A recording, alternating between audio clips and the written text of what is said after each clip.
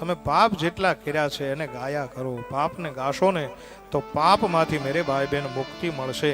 આજ કથાકારે એ જ કીધું કે પશ્ચાતાપ કરી લો. અને પશ્ચાતાપ કરતા કરતા કીધું ચંચુલા એક મહારાજ મારે કથા સાંભળવી છે, શું તમે કથા સંભળાવશો? કથાનું પૂછ્યું એટલે તરત કીધું કે હે દેવી તમે ધન્યવાદને પાત્ર છો, તમે ધન્યવાદને પાત્ર છો. આમ કર્યા અને આ મહારાજે ચંચુલાને આખી શિવ કથા સંભળાવી.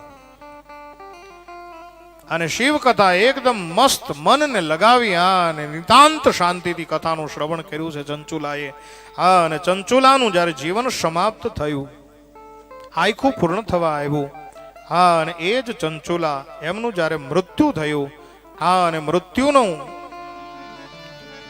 જ્યારે અંત સમય નજદીક આવ્યો ત્યારે એવું કહેવાય છે કે શિવના ગણો આવ્યા, અને અંતે આ ચંચુલા છે એ શિવ ગતિને પામી છે.